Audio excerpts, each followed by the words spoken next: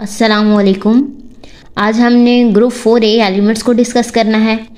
इस टॉपिक पे जाने से पहले जो सेकंड लास्ट वीडियो में बोरिक एसिड वाले टॉपिक में एक शॉर्ट क्वेश्चन मिस हुआ था वो कर लेते हैं। शॉर्ट क्वेश्चन क्या था? Justify that boric acid is mono basic acid. ठीक है, जस्टिफिकेशन देनी है कि ये जो ऑर्थो बोरिक एसिड या सिंपली इसको बोरिक एसिड भी कहा जा सकता है, ये मोनो बेसिक एसिड है। ठीक है, मोनो का मतलब होता है एक, तो मोनो बेसिक एसिड उसको बोलते हैं जो एक OH नेगेटिव को एक्सेप्ट करे, उसको क्या बोलते हैं? Mono basic acid. तो अगर ऑर्थोबोरिक एसिड का स्ट्रक्चर देखा जाए तो इसका स्ट्रक्चर कुछ यूँ होता है। बोरॉन जो है वो सेंट्रल एटम है और 3 OH इसके साथ क्या होते हैं? अटैच होते हैं। इसमें से अगर बोरॉन को देखा जाए, ये जो सेंट्रल मेटल एटम है, इसके ये बॉन्ड बनाने के बाद 1 2 3 4 5 6 इसके आखिरी शेल में कितने इलेक्ट्रॉन हैं? 6। यानी इसको 2 इलेक्ट्रॉन की मजीद ज़रूरत है। ये क्या है? इलेक्ट्रॉन डेफिशिएंट है और इलेक्ट्रॉन डेफिशिएंट है, 6 इलेक्ट्रॉन है, इसका मतलब ये 2 इलेक्ट्रॉन क्या करेगा? एक्सेप्ट करेगा। तो लिविस के कंसेप्ट के अकॉर्डिंग जो 2 इलेक्ट्रॉन का एक्सेप्ट करता है वो क्या होता है? एसिड। तो ये ऑर्थोबोरिक एसिड क्या है? लिविस एसिड है।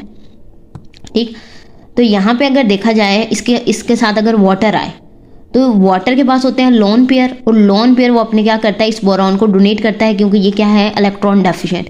ये इसको क्या करेगा? अपना इलेक्ट्रॉन पेयर डोनेट करेगा। जो इलेक्ट्रॉन पेयर डोनर होता है उसको बोलते हैं लिविस बेस, जो इलेक्ट्रॉन पेयर एक्सेप्टर होता है उसको बोलते हैं लिविस एसिड। तो यहाँ पे ये इसको क्या कर रहा है? इलेक्ट्रॉन पेयर डोनेट कर रहा है, तो ये कुछ दरमियान में इंटरमीडिएट स्टेट बनेगी। ठीक, OH3 तो इसके साथ पहले भी लगे हुए थे, अब वाटर जो है इसको इलेक्ट्रॉन पेयर दे रहा है, तो ये दरमियान में एक अडक्ट बन चुका है। ठीक, लिविस एसिड बेस के नतीजे में जो एक स्पीशी इंटरमीडिएट स्पीशी बनी है इसको क्या बोलते हैं? अडक्ट।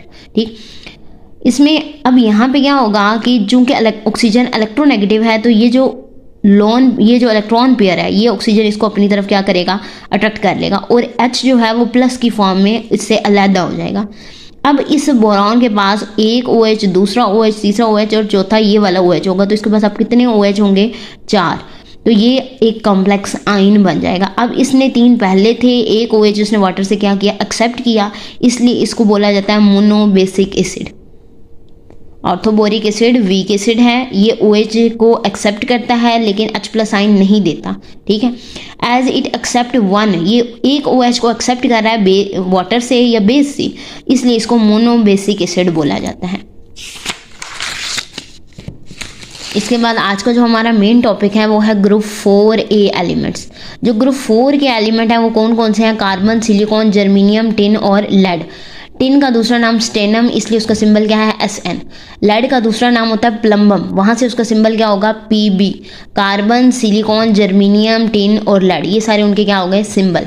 अब अगर इस पूरे ग्रुप को याद रखना हो तो ये जुमला याद करना पड़ेगा। सस्सी गई सिंध पंजाब। सस्सी कार्बन सिलिकॉन, गई से जर्मेनियम, सिंध से स्टेनम यानी कि टिन, और पंजाब से प्लम्बम यानी कि लेड। तो इस तरह करके ये ग्रुप 4A के जो एलिमेंट्स हैं इनको अच्छे तरीके से याद कर लेना है। अगर पहले एलिमेंट कार्बन को देखा जाए तो इसका एटॉमिक नंबर होता है 6। इलेक्ट्रॉनिक कन्फिग्रेशन की जाए तो 1s2 2s2 और 2p2, 2 2 4 और 2 6 इलेक्ट्रॉन पूरे हो गए। सिलिकॉन का एटॉमिक नंबर है 14। Electronic configuration 1s2 2s2 2p6, यहाँ पे 10 हो गए। आगे 3s2 में 2, 3p में भी 2, 10 और 4 14 हो चुके। अगर देखा जाए इसकी वैलेंस शेल, दूसरा शेल इसका क्या आखिरी शेल है, तो इसमें 2s और 2s2 और 2p2 आया है। और इसमें देखा जाए तो 3s2 3p2, इससे अगले में 4s2 4p2, उससे अगले में 5s2 5p2, इस तरह करके इनकी क्या हो गया? Electronic configuration. तो पूरे ग्रुप की अगर वैलेंस शेल इलेक्ट्रॉनिक कन्फिग्रेशन को बताया जाए तो हम बताएंगे ns2 np2, यानी s में भी 2 होंगे, p में भी 2 होंगे, लेकिन ये n की वैल्यू चेंज होगी। कार्बन के केस में 2 है, सिलिकॉन के केस में 3 है, आगे 4 5 और 6 होती जाएगी। इसी तरह इनकी अकरेंस को देखा जाए, कार्बन की अकरेंस को देखा जाए तो कार्बन जो है वो फ्री स्टेट में भी पाया जाता है और कंबाइंड स्टेट में भी पाया जाता है। फ्री स्टेट में यानी C कार्बन, सिर्फ कार्बन हो, इसमें क्या होता है? डायमंड की शक्ल में ये पाया जाता है, बहुत इसका जायंट सा स्ट्रक्चर, बड़ा सा स्ट्रक्चर होता है, और ग्रेफाइट की सूरत में पाया जाता है। डायमंड क्यूबिक स्ट्रक्चर है और ग्रेफाइट हेक्सागोनल स्ट्रक्चर होता है। और कंबाइंड स्टेट में देखा जाए तो कार्बन प्रोटीन के अंदर होती है, कार्बोहाइड्रेट के अंदर होती है, और इसके अलावा मिनरल्स की शक्ल में कार्बन मौजूद होती है, जैसे कि लाइमस्टोन CaCO3 कैल्शियम कार्बोनेट, इसको चूने का पत्थर भी बोला जाता है, dolomite magnesium carbonate calcium carbonate, magnesite magnesium carbonate, ये सारे मिनरल्स ज़मीन के अंदर इस हालत में कार्बन इनके अंदर पाई जाती है। उसके बाद नेक्स्ट देखें तो सेकेंड एलिमेंट है इस ग्रुप का सिलिकॉन। सिलिकॉन की अक्रस देखें तो ये अर्थ क्रस्ट के अंदर पाया जाता है, ज़मीन की सतह में ये पाया जाता है, और ज़मीन की सतह का तकरीबन 25% जो है वो सिलिकॉन से मिलकर बना होता है। इसके अलावा ये रॉक्स में सिलिका यानी Si2 की फॉर्म में या सिलिकेट SiO3 की फॉर्म में पाया जाता है। सिलिकॉन जो है वो मिनरल्स की शक्ल में भी पाया जाता है। कौन कौन सी minerals? Asbestos, zeolite, soapstone. Asbestos का फार्मूला है CaMg3SiO4 और बाहर ब्रैकेट के 4 टाइम। जियोलाइट जो है ये NaAlSiO3 बाहर ब्रैकेट के 4 लिखेंगे और साथ एक वाटर मॉलिक्यूल। इसको बोलते हैं सोडियम एल्यूमिनियम सिलिकेट। ये आयन एक्सचेंजर के तौर पर भी काम करता है, ये हार्ड वाटर को सॉफ्ट बनाने के तौर के लिए भी काम करता है, वहाँ पे ये आयन एक्सचेंजर का काम कर रहा होता है। हार्ड वाटर किसकी वजह से होता है? कैल्शियम सल्फाइड या कैल्शियम मैग्नीशियम के सल्फाइड की वजह से, या सल्फाइड के अलावा क्लोराइड्स की वजह से। तो हार्ड वाटर को अगर सॉफ्ट बनाना है तो कैल्शियम क्लोराइड और calcium magnesium chloride, calcium sulphate और मैग्नीशियम सल्फाइड वगैरह को क्या करना है? रिमूव कराना है। तो ये वहाँ पे आयन एक्सचेंजर का काम करता है, ये वहाँ से कैल्शियम और मैग्नीशियम वगैरह को करता है सोडियम के साथ रिप्लेस कर देता है। सोडियम वहाँ चला जाता है, कैल्शियम मैग्नीशियम यहाँ आ जाते हैं, तो वहाँ से कैल्शियम मैग्नीशियम का क्लोराइड सल्फाइड वगैरह खत्म हो जाता है। इस तरह हार्ड वाटर क्या हो जाता है? सॉफ्ट हो जाता है। इसके अलावा जो सिलिकॉन है ये सोपस्टोन की शक्ल में इस मिनरल की फॉर्म में पाया जाता है, जिसका फार्मूला है H2Mg3SiO3 और 4 टाइम्स, को टाल्क भी बोलते हैं। इसके अलावा ये क्वार्ट्ज की शक्ल में भी पाया जाता है। क्वार्ट्ज बोलते हैं क्रिस्टल फॉर्म। क्वार्ट्ज होते हैं चमकते हुए छोटे छोटे क्रिस्टल के ज़रात, तो ये क्वार्ट्ज की शक्ल में पाया जाता है, जैसा कि रॉक क्रिस्टल यानी पत्थर के रॉक होंगे, पत्थर के क्रिस्टल होंगे। इसके अलावा ये रोज़ क्वार्ट्ज की शक्ल में पाया जाता है, यानी ये भी क्या होता है? एक पत्थर होता है जिस पत्थर को इस पत्थर से मुतालिक बहुत सारी सुपरस्टिशंस हैं। लोग कहते हैं कि ये पत्थर जो है ये अनकंडीशनल, ये स्टोन ऑफ अनकंडीशनल लव है, ठीक है। अगर मतलब लवली फीलिंग लानी हो या एनर्जी, लविंग एनर्जी महसूस करनी हो तो ये पत्थर इंसान को पहनना चाहिए, ठीक है। हार बना के इसका मतलब दिल से करीब रखना चाहिए। उसके बाद सिलिका जो है वो सैंड है, जो कि जिसका फार्मूला होता है SiO2, तो ये सिलिकॉन सैंड में पाया जाता है।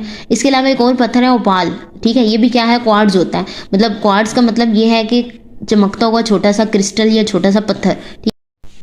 इसके अलावा ओपाल जो है ये भी एक क्वार्ट्ज है, मतलब एक छोटा सा चमकता हुआ क्रिस्टल शक्ल का स्टोन है, ठीक है। इसको बोलते हैं हीलिंग स्टोन, यानी वो फीलिंग जो मतलब जिनके बारे में हम सर्टन नहीं होते या श्योर नहीं होते, ठीक है, या जो ब्रोकन रिलेशनशिप होते हैं उनको ठीक करना हो तो इससे मतलब ये सुपरस्टिशन है कि इस पत्थर को पहनना चाहिए, तो जो है वो जो ब्रोकन रिलेशनशिप हैं वो क्या हो जाएंगे? ठीक हो जाएंगे।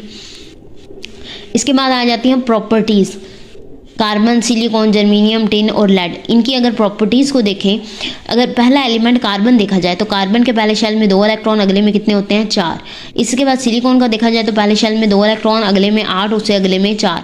तो इनके सबके आखिरी शेल में क्या होते हैं? 4 इलेक्ट्रॉन्स होते हैं, ठीक है। इसलिए ये ग्रुप 4 के अंदर पाए जा रहे हैं ये सारे एलिमेंट। पहले के जो हैं 2 शेल्स हैं, दूसरे के 3, अगले के 4, उससे अगले के 5, उससे अगले के 6। तो नीचे की तरफ जाते जाते शेल बढ़ रहे हैं, शेल बढ़ने से क्या होगा? एटॉमिक साइज भी क्या होगा? इंक्रीज होगा।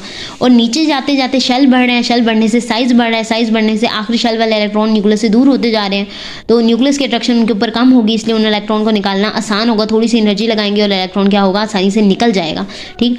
तो इसमें इलेक्ट्रॉन इतनी आसानी से नहीं निकलेगा, लेकिन इसका साइज बड़ा है, न्यूक्लियस की अट्रैक्शन आखिरी शेल के ऊपर बहुत कम है, तो इलेक्ट्रॉन आसानी से निकाले जा सकते हैं। तो नीचे की तरफ जाते जाते साइज बढ़ेगा, साइज बढ़ने से न्यूक्लियस की अट्रैक्शन आखिरी शेल के ऊपर कम होगी, तो हम थोड़ी सी एनर्जी लगा के इलेक्ट्रॉन को आसानी से निकाल सकते हैं। तो नीचे जाते जाते आयनाइजेशन एनर्जी क्या होगी? डिक्रीज होगी। तो नीचे जाते जाते साइज बढ़ रहा है, साइज बढ़ने से उनका भारीपन इंक्रीज होगा, यानी डेंसिटी क्या होगी? इंक्रीज होगी। नीचे जाते जाते साइज बढ़ रहा है, साइज बढ़ने से आखिरी शेल वाले इलेक्ट्रॉन न्यूक्लियस से दूर हो रहे हैं, तो आखिरी शेल वाले इलेक्ट्रॉन आसानी से दिए जा सकते हैं। तो जितनी आसानी से इलेक्ट्रॉन दिया जा सकता है उतना ज़्यादा मेटालिक करैक्टर क्या होगा? इंक्रीज होगा। तो नीचे जाते जाते मेटालिक करैक्टर भी क्या होता है? इंक्रीज होता है। इसके अलावा अगर वैलेंसी को डिस्कस करें डिटेल में तो कार्बन और सिलिकॉन, पहले दो जो एलिमेंट हैं कार्बन सिलिकॉन और तीसरा एलिमेंट जर्मेनियम, ये जो पहले तीनों एलिमेंट हैं इनकी वैलेंसी क्या होती है टेट्रा, ये 4 वैलेंसी शो करते हैं। जबकि लास्ट 2 एलिमेंट टिन और लेड ये बाई वैलेंट हैं यानी 2 वैलेंसी शो करते हैं। अब ये पहले 3 टेट्रा वैलेंसी और आखिरी जो 2 हैं वो बाई वैलेंट क्यों है, इसकी रीज़न क्या है, इसकी रीज़न है इनर्ट पेयर इफेक्ट। अगर कार्बन को देखा जाए तो कार्बन के पहले शेल में 2 इलेक्ट्रॉन, आखिरी शेल में 2 और यहाँ पे 2, 4 इलेक्ट्रॉन। ठीक, तो इसके हिसाब से अगर इलेक्ट्रॉनिक कन्फिग्रेशन को इस तरह देखा जाए तो ये जो 2 हैं ये हाफ फिल्ड हैं, इन्हीं को बॉन्डिंग में हिस्सा लेना चाहिए और कार्बन की भी बाई वैलेंट होना चाहिए कार्बन को। लेकिन होता क्या है कि 2s और ये 2px वगैरह में एनर्जी गैप बहुत थोड़ा है, तो इलेक्ट्रॉन क्या होता है यहाँ से एक्साइट होके यहाँ आ जाता है, इलेक्ट्रॉन यहाँ से जंप करके s से जंप करके p में आ जाएगा। अब जो है एक्साइटेशन के बाद जो 4 हैं ऑर्बिटल्स वो क्या हैं, हाफ फिल्ड हैं, तो वो चारों बॉन्डिंग में हिस्सा लेंगे तो कार्बन की वैलेंसी क्या होगी, टेट्रा वैलेंसी होगी, वो टेट्रा वैलेंट होगा। लेकिन नीचे जाते जाते यहाँ पे S और P में चूंकि स्ट्रक्चर छोटा है तो S और P का एनर्जी गैप बहुत कम है, इसलिए वो एक्साइट हो जाता है। लेकिन जैसे जैसे नीचे जाते हैं साइज़ बड़ा होता है, साइज़ बड़ा होने से उनका आपस में जो एनर्जी गैप है वो भी ज़्यादा होता जाता है। जैसे कि अगर देखें टिन के केस में, ये है टिन की इलेक्ट्रॉनिक कन्फिग्रेशन, क्रिप्टॉन यानी कि 36 इलेक्ट्रॉन यहाँ आ गए, 36 के बाद 36 इलेक्ट्रॉन, इसके बाद आगे 2, 10 और ये 2, तो तकरीबन ये बनेंगे 50। ठीक, तो यहाँ पे इसका एटॉमिक नंबर 32 नहीं बल्कि क्या होगा 50। क्रिप्टॉन जो है यहाँ तक तो ठीक, लेकिन आगे देखा जाए तो ये जो है 4d इसके अंदर 10 इलेक्ट्रॉन, फिर आ जाता है 5s इसके अंदर 2 इलेक्ट्रॉन, फिर p की बात करें तो p के अंदर भी एक, px में 1 और py में 1। अब यहाँ पे ये बड़े साइज का है तो इनके दरमियान फासला ज़्यादा है, एनर्जी गैप क्या है ज़्यादा है, तो अब ये इलेक्ट्रॉन एक्साइट होकर यहाँ नहीं आ सकता। ठीक, तो यहाँ पे हाफ फिल्ड जो ऑर्बिटल्स होंगे वो सिर्फ 2 होंगे, तो इसकी वैलेंसी क्या होगी, बाई वैलेंट, यही बॉन्डिंग में हिस्सा लेंगे, ये क्या होगा फिर बाई वैलेंट। अब ये इलेक्ट्रॉन जंप करके यहाँ नहीं आ रहा है, इसका मतलब ये बॉन्डिंग में भी हिस्सा नहीं लेगा क्योंकि ये पहले का क्या है 2 ऑर्बिटल यहाँ मुकम्मल, ये ऑर्बिटल क्या है मुकम्मल है। अब ये बॉन्डिंग में हिस्सा नहीं ले रहा, तो जो इलेक्ट्रॉन आखिरी शेल के इलेक्ट्रॉन जो बॉन्डिंग में हिस्सा नहीं लेते और उनको बोलते हैं इनर्ट पेयर। ठीक है, और इस इफेक्ट को क्या बोला जाता है, इनर्ट पेयर इफेक्ट। तो पेयर ऑफ वैलेंस इलेक्ट्रॉन, आखिरी शेल के वो electron that does not take part in bonding, जो बॉन्डिंग में हिस्सा नहीं देते, उनको क्या बोलते हैं, इनर्ट पेयर, और उनका इफेक्ट क्या कहलाता है, इनर्ट पेयर इफेक्ट। तो यहाँ से शॉर्ट क्वेश्चन आ सकता है डिफाइन इनर्ट पेयर इफेक्ट, तो डेफिनेशन लिखनी है, डेफिनेशन के बाद एग्जाम्पल दे देनी है। इसके बाद नेक्स्ट जो क्वेश्चन है वो है कार्बन का पिकुलर बिहेवियर बताएं। कार्बन जो है वो जैसे कि रवायत चलती आ रही है कि सारे ग्रुप में जो पहला मेंबर होता है वो बाकी मेंबर से थोड़ा अलग बिहेवियर शो करता है, तो कार्बन भी बाकी मेंबर से थोड़ा सा अलग बिहेवियर शो करता है। कार्बन सिलिकॉन दोनों क्या है, नॉन मेटल, जबकि बाकी सारे क्या है, मेटल या मेटोलाइट। कार्बन सिलिकॉन जो है वो एसिडिक ऑक्साइड बनाते हैं, नॉन मेटल हैं तो नॉन मेटल हमेशा क्या बनाते हैं, एसिडिक ऑक्साइड। जबकि जो बाकी नीचे वाले मेंबर्स हैं वो क्या हैं, अम्फोटेरिक ऑक्साइड बनाते हैं। कार्बन जो है वो कैटिनेशन शो करता है, बाकी कोई मेंबर कैटिनेशन शो नहीं करता। इस तरह कार्बन जो है वो अपने बाकी मेंबर से क्या है, अपने ग्रुप के बाकी मेंबर से डिफरेंट है। अब कैटिनेशन होती क्या है, कैटिनेशन ये है कि कार्बन जो है उसकी दूसरे मतलब एक कार्बन की अपने जैसे ही कार्बन यानी अपने साथ ही लिंक होने की जो सलाहियत है, कार्बन की टेट्रावैलेंसी होती है, एक कार्बन मजीद आगे 4 कार्बन से जुड़ सकता है। इस तरह करके ये कार्बन से अगर जुड़ते रहें तो बड़ी बड़ी लॉन्ग चेन्स और लार्ज रिंग्स बन सकते हैं। उसकी इस कार्बन की इस प्रॉपर्टी को कैटिनेशन कहते हैं। इसके बाद नेक्स्ट शॉर्ट क्वेश्चन है justify that carbon dioxide is non polar while the carbon monoxide is polar. Carbon dioxide जो है वो इस तरह करके लीनियर स्ट्रक्चर है। ठीक है, अब लीनियर स्ट्रक्चर है तो इसमें carbon partial positive, oxygen electronegative होने की वजह से पार्शियल नेगेटिव है। तो यहाँ पे पॉजिटिव और नेगेटिव जो होते हैं उनमें होता है डाइपोल मूवमेंट, और डाइपोल मूवमेंट जो है वेक्टर क्वांटिटी है, एक वेक्टर ये हो गया और दूसरा वेक्टर ये हो गया, दोनों वेक्टर एक दूसरे को कैंसिल कर देते हैं, इसलिए इसका डाइपोल मूवमेंट 0 होता है और ये क्या होता है, नॉन पोलर। जबकि कार्बन मोनोऑक्साइड को अगर देखा जाए तो कार्बन मोनोऑक्साइड जो है वो उसमें कार्बन मोनोऑक्साइड का स्ट्रक्चर ड्रा किया जाए तो कार्बन मोनोऑक्साइड जो है इसमें डाइपोल मूवमेंट को देखा जाए तो यहाँ पे डाइपोल मूवमेंट कैंसिल नहीं हो सकता। डाइपोल मूवमेंट कैंसिल नहीं हो सकता, इसका मतलब इसका कुछ ना कुछ डाइपोल मूवमेंट होगा, और वो कितना होता है 0.112 d। तो ये क्या है, इसका कुछ ना कुछ डाइपोल मूवमेंट है, इसलिए ये क्या है, पोलर। यहाँ पे जो d है ये डाइपोल मूवमेंट का यूनिट है, इसको बोलते हैं d/। उसके बाद है सिलिकॉन डाइऑक्साइड। जो सिलिकॉन डाइऑक्साइड है उसको सिलिका भी कहते हैं, यानी कि सैंड। इस जो सिलिकॉन डाइऑक्साइड होता है वो ऐसे CO2 की फॉर्म में नहीं पाया जा सकता, ये इसका मॉलिक्यूलर फार्मूला नहीं है, ठीक है। इसमें होता क्या है कि सिलिकॉन डाइऑक्साइड ढेर सारे आपस में क्या होते हैं, अटैच होते हैं। बस वहाँ पे उन सब की रेशियो निकालें तो वो निकलती है 1:2, यानी इनका तनासुब देखा जाए तो एक सिलिकॉन के साथ 2 ऑक्सीजन होंगे, ये इनका सिंपलेस्ट होल नंबर रेशियो है। इसमें क्या होता है, सिलिकॉन डाइऑक्साइड ढेर सारे आपस में इस तरह करके कुछ अटैच होते हैं। इसका यहाँ से एक सिलिकॉन का स्ट्रक्चर देखें तो 1, 2, 3 और 4 ऑक्सीजन के साथ अटैच होता है, तो हम कह सकते हैं कि सिलिकॉन का जो है वो टेट्राहीड्रल स्ट्रक्चर है। और पॉलीमेरिक का मतलब यह है पॉलीमर, मतलब ढेर सारे आपस में अटैच होंगे। जायंट बहुत बड़ा स्ट्रक्चर है। यहाँ पे ये सिलिकॉन डाइऑक्साइड 1, ये सिलिकॉन डाइऑक्साइड 2, ये सिलिकॉन डाइऑक्साइड 3, इस तरह करके सिलिकॉन डाइऑक्साइड ढेर सारे आपस में क्या होते हैं, पॉलीमर की शक्ल में पॉलीमर बनाते हैं, आपस में अटैच होते हैं। लेकिन इसमें होता क्या है कि एक सिलिकॉन 4 ऑक्सीजन से जुड़ा होता है और एक ऑक्सीजन जो है 2 सिलिकॉन से अटैच होता है। इसका स्ट्रक्चर कुछ इस तरह का है। उसके बाद नेक्स्ट क्वेश्चन है डिफाइन क्वार्ट्ज। क्वार्ट्ज क्या होते हैं, क्रिस्टल फॉर्म है सिलिकॉन डाइऑक्साइड की, यानी सिलिकॉन की क्रिस्टल फॉर्म को हम क्या बोलते हैं, क्वार्ट्ज। ठीक, एग्जाम्पल थोड़ी देर पहले मैंने बताई कि रॉक क्रिस्टल, रोजी क्वार्ट्ज, ठीक है। इसकी प्रॉपर्टीज देखी जाए तो क्वार्ट्ज क्या होते हैं, हार्ड होते हैं, ब्रिटल होते हैं और कलरलेस भी हो सकते हैं।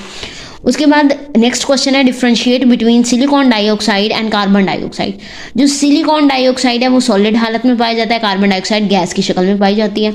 सिलिकॉन डाइऑक्साइड में क्या होता है, ढेर सारे सिलिकॉन डाइऑक्साइड आपस में जुड़ के बहुत बड़ा स्ट्रक्चर बनाते हैं, ठीक है। बहुत बड़ा स्ट्रक्चर होने की वजह से इनका मेल्टिंग और बॉइलिंग पॉइंट भी क्या होता है, हाई होता है, इसलिए ये सॉलिड हालत में पाया जाता है। जबकि कार्बन डाइऑक्साइड जो है वो सेपरेट मॉलिक्यूल के फॉर्म में, उनमें काफ़ी ज़्यादा फासला होता है, मॉलिक्यूल की शक्ल में अलग-अलग पाए जाते हैं। सिलिकॉन चूंकि बहुत बड़ा स्ट्रक्चर है इसलिए इसके अंदर स्ट्रॉन्ग इंटरमॉलिक्यूलर फोर्सेज एग्जिस्ट करती हैं, जबकि जो कार्बन डाइऑक्साइड है वो मॉलिक्यूल एक दूसरे से बहुत ज़्यादा दूर होते हैं, इसलिए उनके अंदर वीक इंटरमॉलिक्यूलर फोर्सेज होती हैं। सिलिकॉन का ये जो स्ट्रक्चर है ये लीनियर नहीं है, 3 डायमेंशनल बहुत बड़ा स्ट्रक्चर है और काफ़ी ज़्यादा स्टेबल होता है। जबकि कार्बन डाइऑक्साइड जो है वो बहुत रिएक्टिव है, फटाफट आगे रिएक्ट कर जाती है। कार्बन डाइऑक्साइड का स्ट्रक्चर देखा जाए तो वो लीनियर और सिमेट्रिकल होता है।